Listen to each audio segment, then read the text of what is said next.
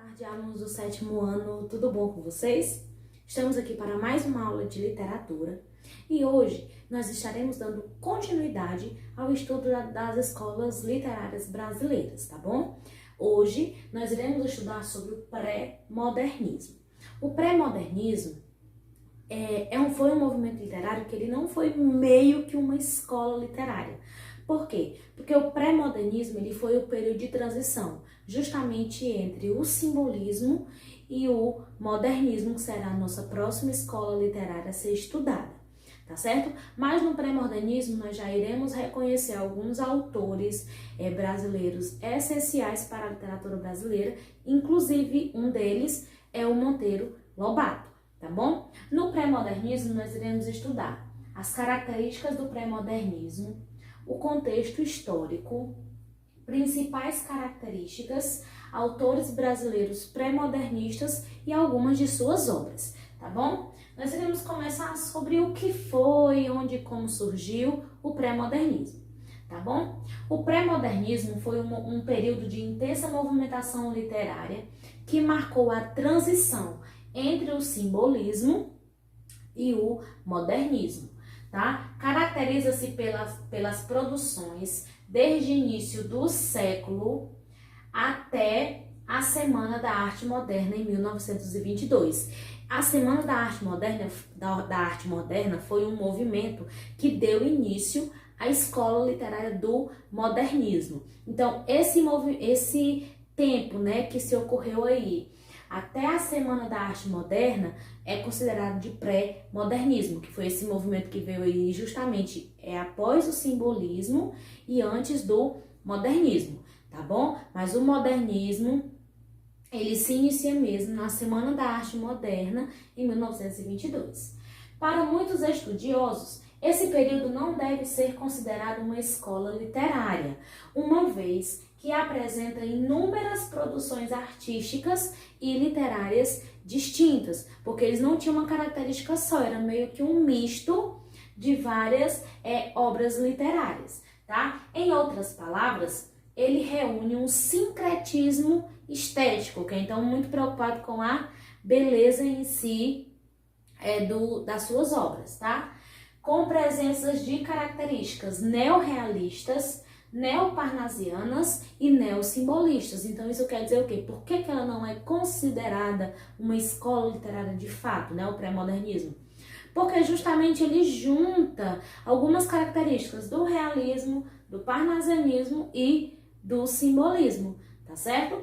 A gente vai conhecer agora algumas características, né, do pré-modernismo, que é o que difere de fato cada escola literária, são as suas características. Nós temos aqui a ruptura com o academicismo, tá? Ruptura com o passado e a linguagem parnasiana, né, que saindo ali de vez do parnasianismo, linguagem coloquial e simples, exposição da realidade social brasileira, que realmente vai expor o que de fato a realidade brasileira está passando naquela época, tá? O regionalismo e o nacionalismo, vocês vão ver que algumas obras literárias do pré-modernismo, elas falam muito sobre a região, o regionalismo de fato e o nacionalismo, tá? Marginalidade dos personagens, o sertanejo, o caipira, o mulato, e temas que eram utilizados nas obras, como fatos históricos,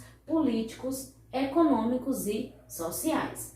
Nós vamos entender agora em que período aconteceu o pré-modernismo, né? Como eu falei para vocês nas outras aulas, era o tempo histórico que dizia, entre aspas, né, o que era que ia ser escrito naquelas obras. Então, de acordo com o tempo histórico que o país estava vivendo, que os autores estavam vivendo, era que as obras iam sendo construídas de acordo com aquilo, com a realidade, tá? Vamos aqui para o contexto histórico. No início do século XX, o Brasil e o mundo estavam passando por uma fase de muitas mudanças.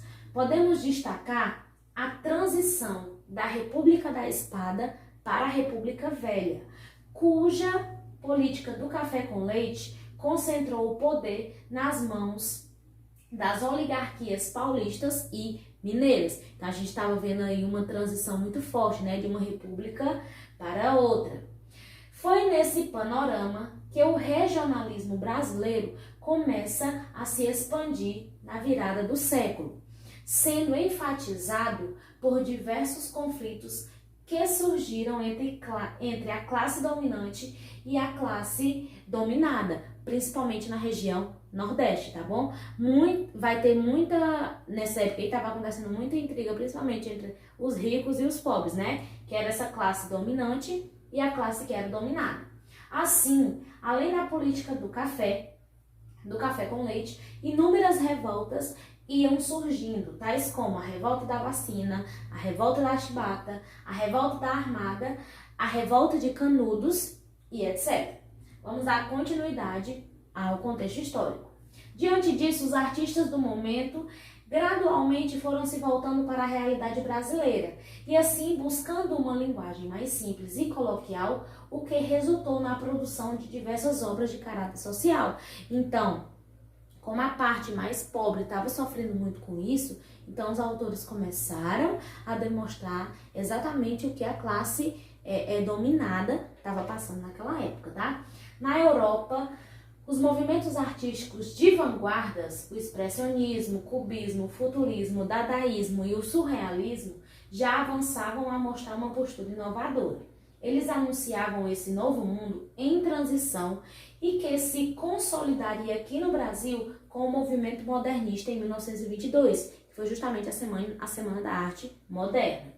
Por fim, nesse momento, diversos conflitos foram se espalhando pelo mundo, os quais culminariam na Primeira Guerra Mundial em 1914. Então, foi diante de toda essa realidade que o país passava naquela época, né, onde foram surgindo as obras dos autores pré-modernistas, tá? E a gente vai falar agora sobre os autores pré-modernistas, tá? Os escritores pré-modernos assumem uma posição mais crítica em relação à sociedade e aos modelos literários anteriores. Muitos deles rompem com a linguagem formal do arcadismo e, além disso, exploram temas históricos, políticos e econômicos.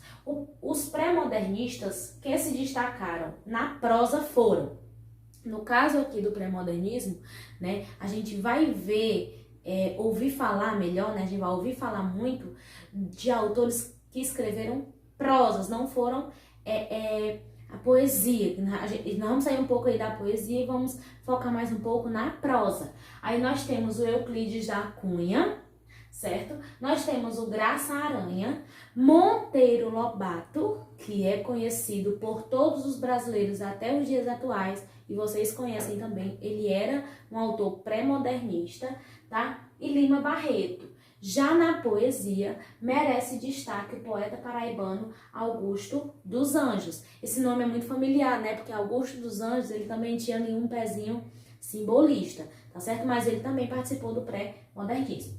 Aí aqui nós temos algumas fotos dos autores pré-modernistas, né? Nós temos aqui o Augusto dos Anjos, Monteiro Lobato, o Lima Barreto, Graça Aranha e Euclides da Cunha. E a gente vai conhecer um pouquinho agora sobre cada um deles, tá bom? Vamos aqui começar pelo Euclides da Cunha.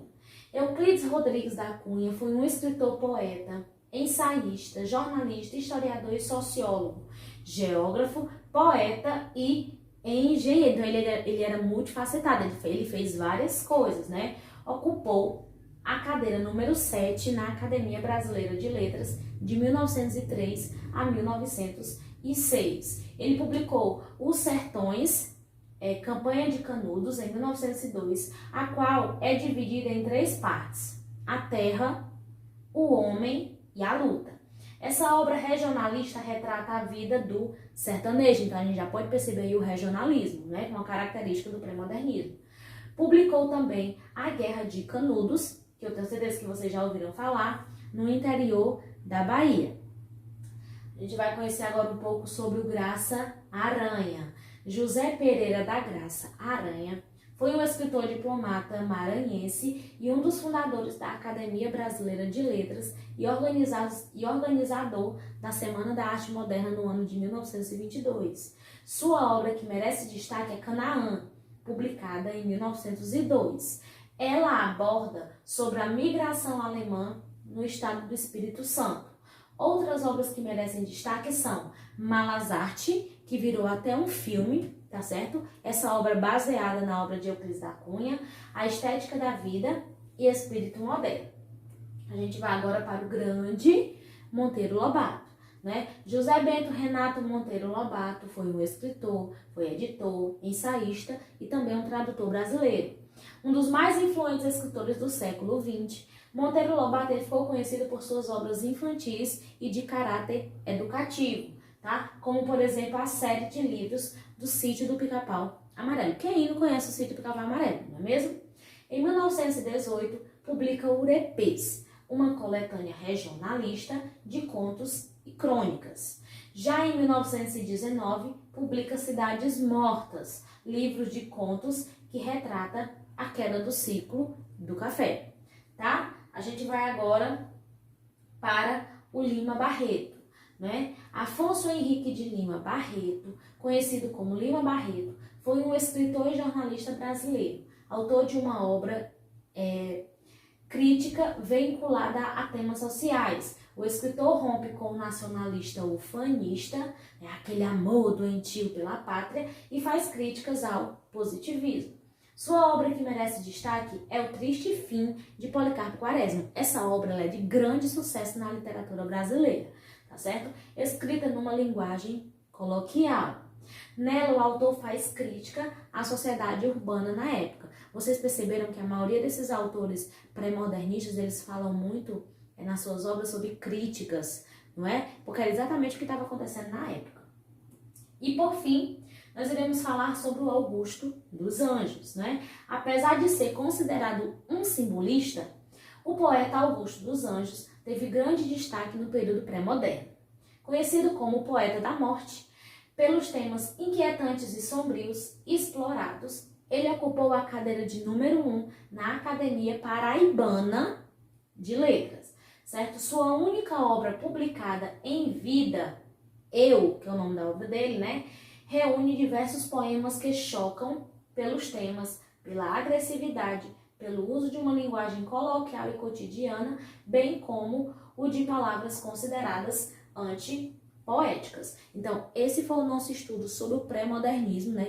Esse período de transição, podendo assim ser chamado, tá certo? Abrindo aí ala para o modernismo, e quando nós chegarmos no modernismo, vocês irão conhecer diversos autores que são conhecidos até os dias de hoje, tá bom? A atividade de casa de vocês está no último slide do nosso material de estudo, tá certo? Serão mais 5 questões, onde vocês irão copiar e as respostas podem pesquisar no conteúdo que nós já acabamos de estudar.